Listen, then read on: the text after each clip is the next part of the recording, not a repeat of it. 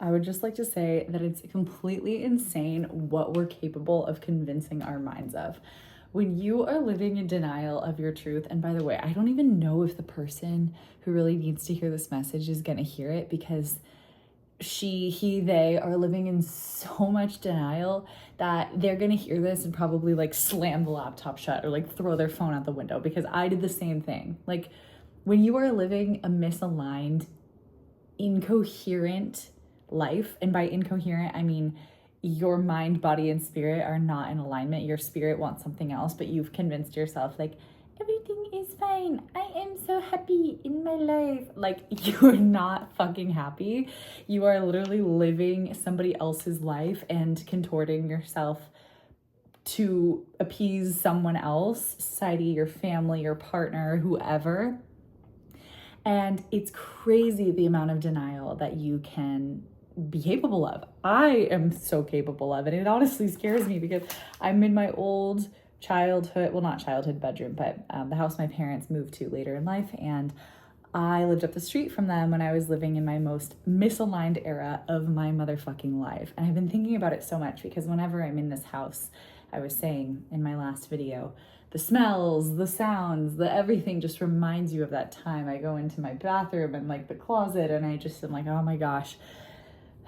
So also, this was a place that I came and rehabbed myself emotionally between two major breakups in my life. And it's just really, really interesting to be here, and a lot of reflection. So just before I clicked record, I knew I was going to record a video. I just found this old journal. By the way, look at it. It's so cute. And I found this old journal on my bedside table, and I picked it up, and it's like there are glimmers of who I really want to be in it, but I'm not letting myself fully admit it. So I'm like, I do want more dancing. I want yoga, which I was pretty much, actually I wasn't doing that much. I was like, I want to, I said bachata and salsa, which ended up being such portals to my joy. And I did say some things that I actually manifested, like hiring an intern who then became my first employee, baby. But yeah, I'm looking at this right now, and I'm just like, oh my God, I wrote a list of the people that I like spending my time with, which is a great activity, by the way. A great practice is to make a list of the people that you actually enjoy spending your time with, because there are so many people in this world, especially with social media and work and everything. There's a million people we could be connected to, a billion people demanding our energy all the time. And we have to be selective, because I know you're luscious and juicy and magnetic, and you can't give everyone your time or you're going to be depleted. And at that point, I was so misaligned and not magnetic that it felt like pulling teeth to try to find community. But as soon as I walked into the life I actually wanted to live, and allowed myself to do the things I wanted and move to the place I wanted and do the whatever, everything, I finally, just right away, boom, immediate magnetism. So much so that I had to start setting a lot of boundaries. But at this point, I'm scraping in the mud to try to pull freaking earthworms to be my best friends. And I'm just looking at the list of people that I said I like to spend my time with. And I literally, 3 people I didn't even know, I couldn't even remember. And this was only, I didn't write the date, but this had to have been only a year and a half ago. So how hilarious. I'm like, who the fuck is this? I don't even know. I don't even know who these people, I literally don't know who these people are. And it's crazy. It's just crazy. It just shows so much. When you're out of alignment, everything's out of alignment. When you're out of alignment, how the frick do you think you're going to attract the partnership that's in alignment? If you're out of alignment, how the frick do you think that you're going to attract the friendships that are in alignment?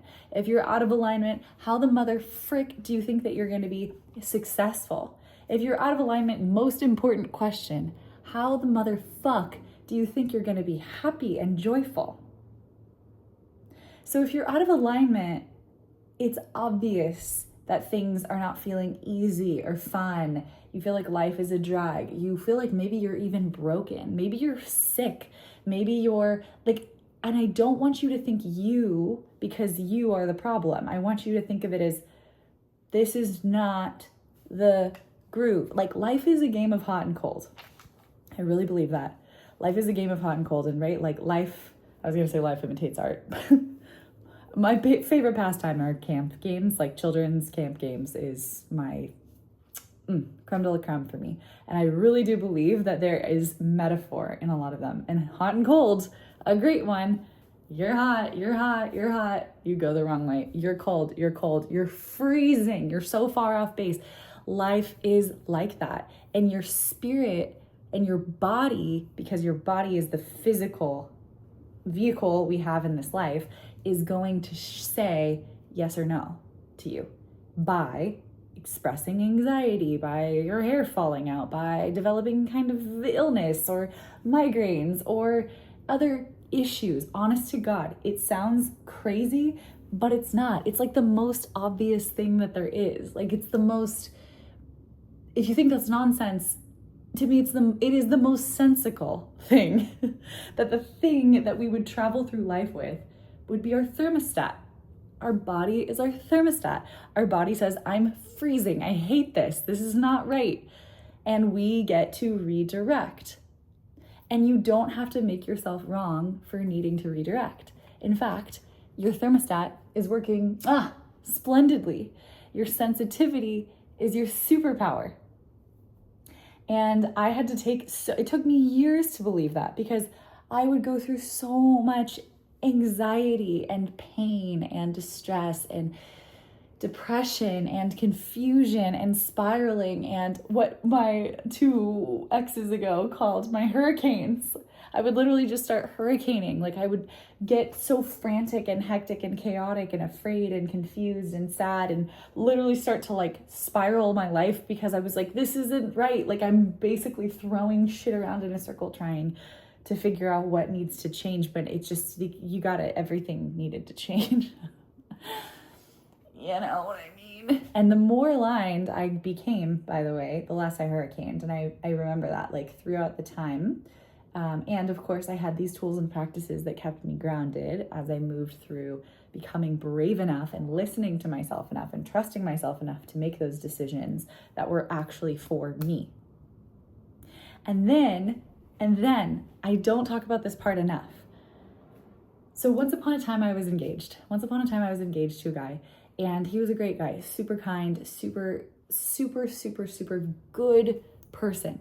And I was with him because he felt safe. And I did not have safety before that. I had not any emotional safety in my childhood, really. And I didn't have safety in my partnerships from that point on, because we model what we know, right? So finally, when I find this safe guy, I just cling to him. I'm like, yes, you feel safe. I know you won't hurt me. I can trust you. That's what I need. So I stay with this person for 6.5 years, even though we didn't have any romantic chemistry really at all. And both of us, honestly, to each other. Like I always joke that I think we genuinely gave both of each other the ick all the time, but we were like, you're such a good person. And so we ended the engagement very mutually, and we decided to break up. He was the one to actually take that brave decision into his own hands and be like, you know what? I think I need to do this for both of us. I think we both know we need to end this. And I said, you are so brave. I thanked him. I genuinely meant it. Thank you, because I knew that I was too scared to do it and it needed to be done. We needed to be free. So when that happened, I remember it was the summer of 2022, like 3 weeks after we were supposed to have gotten married. And I was here in my family's home, and I just remember sitting on the couch after it happened and falling to my knees being like, where am I going from here? What the hell is going on? Like, at that point I was living in Puerto Rico, which was actually pretty sick and like more aligned for me. But I always wanted to live in Hawaii. I always felt like I knew what I wanted, and I was just waiting on somebody else to make my dream a reality, even though only I can do that. And waiting on partners, waiting on everything. So finally, I'm free, but I was so scared. And suddenly, even though I knew what I wanted, I felt like I didn't know what I wanted, and I was at the precipice of it, and I was just so scared, and I didn't want to move to Hawaii alone, and I had all these limiting beliefs and concerns, and I didn't know what to do. And a friend of mine was with me, and she said, why don't you just be really vague and random and spitball-y and throw all the shit that you've ever wanted on a piece of paper right now, and you don't have to make sense of it. It can be so incoherent or incohesive. It really is the word. It wasn't incoherent. It might look like it to somebody else, but it's fully coherent because it's your soul speaking. So I wrote random things like Miami in Oahu. Like, I don't even know what that meant. I think I just wanted Hawaii, and I wanted but I wanted Miami because I wanted the Latin nightlife. And I was like, can I fuse that? And I just let myself be boundless with all of the things and all of the desires that I had. I threw them onto a piece of paper. I wanted community. I wanted this. I wanted that. I had all these ideas, and I got hyper specific and very broad. It was whatever it needed to be, all over the place. And I wrote it down, and I sort of let that pan out. And I actually did a lot of work during that time. And in my e-course, I'm talking about that right now. So it's coming out really soon. My e-course on no longer self-abandoning and coming home to yourself and actually being brave enough to listen to your inner call and the voice that's always talking and that's telling you, connect to me, listen to me, because you've been feeling so disconnected from your life. I'm ready to help you plug back in. And so that is what I'm creating right now. And I'm actually giving you the practices because those were the practices I took with me when I started to plug back into me after 6.5 years in that relationship of many forms of self-abandonment as well. Not as bad as my next relationship, but we'll get there. So I'm getting clear, and I just started to follow the polls. I went on a trip with a friend. I did this other thing with a friend. I did this. I was very free. I ended up going on just having different experiences, saying yes to things that I might not say yes to. And it was wonderful and lovely and experimental and educational because I got to feel in real time what my yeses and my nos were. And finally, that's about 8 months of time go by, I end back up in Maui. And that is where my parents were making me use the wedding credits that I was supposed to have because we were supposed to get married there. And they were like, well, we're not wasting this. So we're going to Maui and you're coming. And so I was like, well, okay. So every morning I woke up to the view of my altar, what would have been from my hotel room. And I just got really comfortable facing the things. And I asked Maui to support me. And immediately, I actually did a cacao ceremony. This is so funny in full circle because now I host them all the time there. And I totally wasn't even thinking about that. But yeah, I did this cacao ceremony, and in it, I had this vision of myself being held in this beautiful pool of water, like a waterfall, pond, if you will. And I was just being held by nature. And Maui was saying, come home, come home, come home. And now I see so clearly that was not only a call home to Maui, but it was a call home to myself, which for me are totally synonymous because I've always felt that. I grew up there part-time, and it always just felt like home. When I was there, I felt like I was home. I was in my body. I was me. I was coherent. Everything made sense. And it's not always a place for people. For me, it was and is a place. And it's also me within me always, because that's the constant. Like, I got to take me with me. And you listen to the specific calls that you get to wherever they take you or whatever they take you to. So I say, yes, okay, I'm going to do it. I start looking, all these serendipitous things start happening, which one day I'll tell the story about how I actually ended up in the place that I live and how magical, literally like all capitals, magical it was. Like, the universe rolled out a red carpet. People were offering me their car. People were offering me free places to stay. Everything was just working out so magically, as if I was being pulled into the island. So irresistible. I said yes. I end up in this incredible situation that is now my home. And this was in 2023 and beginning of 2023. So I say yes to it. Everything is happening. I'm just magnetic and radiant. All of these things are happening. Like I said, people offering me things, the whole Maui experience, the magic, the serendipity, the synchronicity. I'm getting cool business offers. I got tons of weird opportunities. This didn't happen. This is for another time, but I got asked to be on the show Love Island. Yeah, didn't go, didn't do it.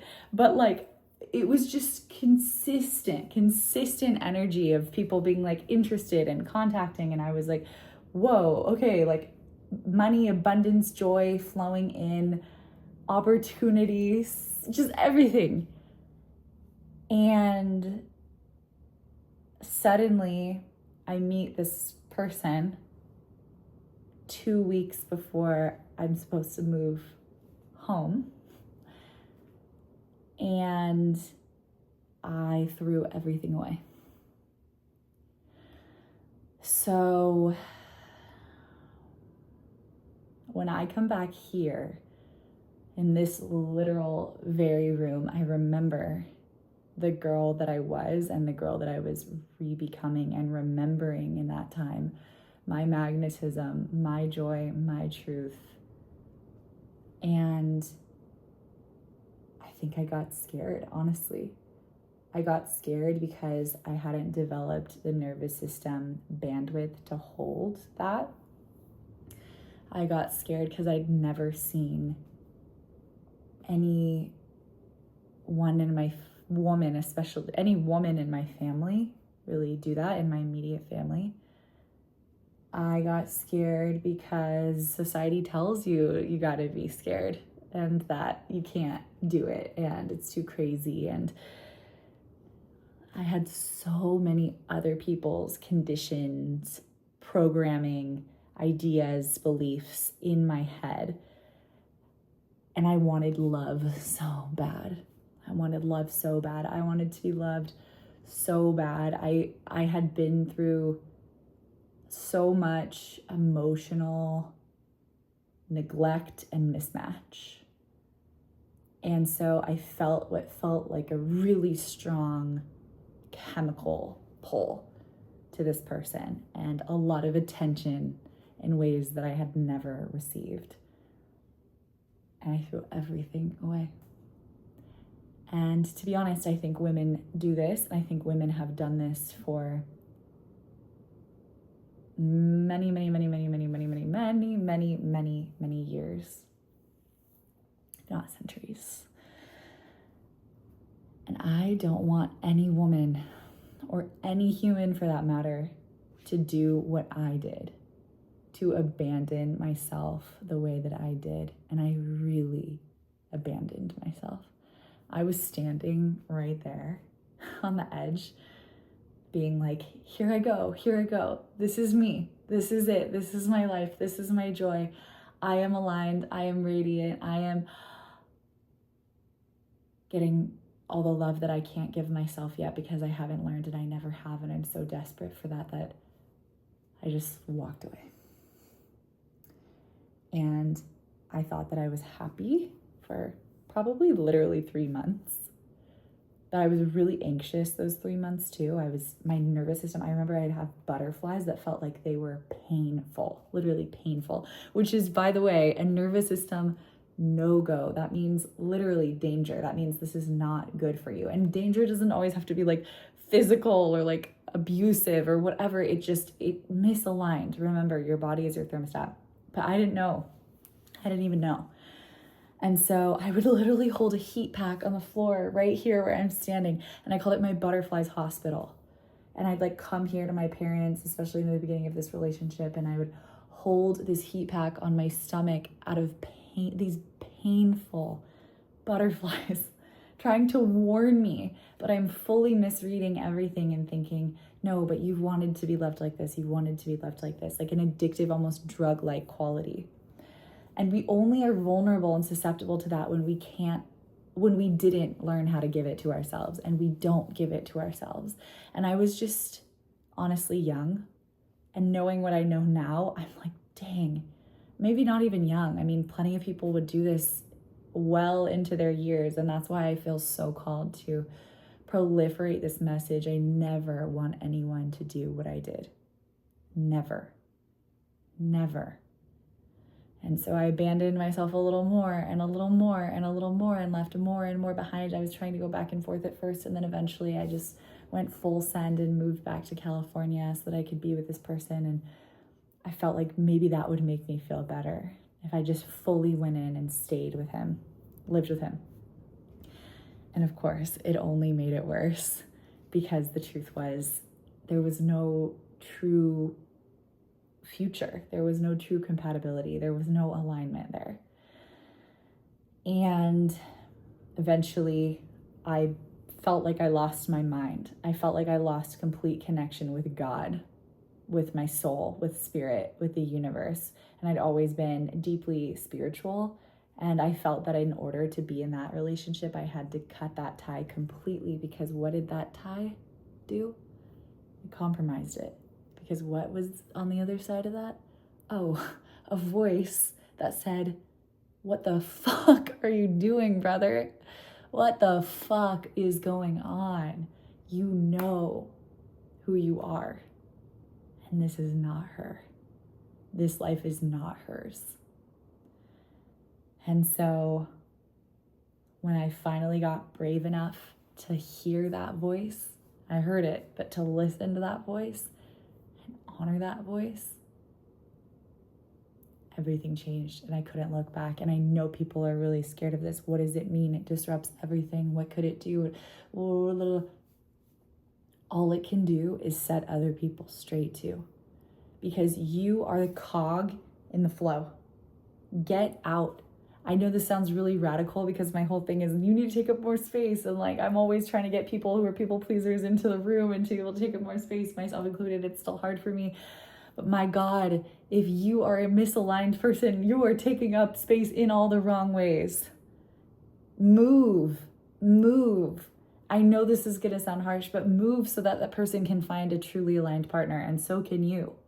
Move so that that role in your company can be fulfilled by somebody who actually belongs there, and you can find something that actually is right for you. Move so that you can find the friendships that are actually aligned for you. Move, get out. You are doing everyone a service. I know it feels like you're hurting people. I know it feels like you're letting people down, you're disappointing people, but all you are doing is allowing that realignment to happen. All you're doing is giving authenticity back to the people around you and proving and showing to them, which is not the point, but what a beautiful byproduct, that when you follow your truth, your joy, your authenticity, and you become the person that you always meant to be, and you are brave enough to take those leaps, do you know how many people awaken around you? They're like, what? And it might be painful for them. It might trigger them, honestly. I'm not going to paint it all flowery. It might be really radical and hard and intense for everyone. And it's the greatest gift you can ever give. Since I made that leap, I have watched the people in my life around me rise. I'm not kidding. Everyone really rise, because that shifted my interpersonal web so much. They were like, whoa, what the hell? This is a whole new frequency. You bring them into a quantum leap. Maybe it's not as far as you've jumped, because everybody has to be their own sovereign hero. But you show them that there's something on the other side. So please do yourself a favor, and follow your motherfucking truth. Go. Be brave. The only thing standing between you and your dream life is bravery. And if I knew what was on the other side then, I never would have made the mistake I made. I just didn't know. I was too scared. So let me show you and tell you, as somebody who took that leap, holy fuck. Ask anyone who has, and they would be like, dude, trust me. If I could give you the goggles to see it, you would go. And that is waiting for you, because whatever is calling you is meant for you. What you want wants you. And it's literally rolling out the red carpet. You can't see it. Once you start taking the steps, you're like, oh my gosh, I'm floating. Okay, wow. Holy shit, I'm in a whole new life. It's everything I've ever wanted. I promise. So, I'm just really passionate about this. But it all is inspired by this looking back and how much denial.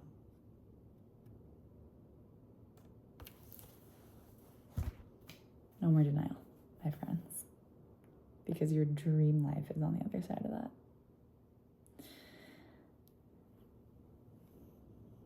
If somebody else needs to hear this, Share this message with them. Like and subscribe if it hits. Have the greatest rest of your life. Okay, I'll see you tomorrow. Okay, bye.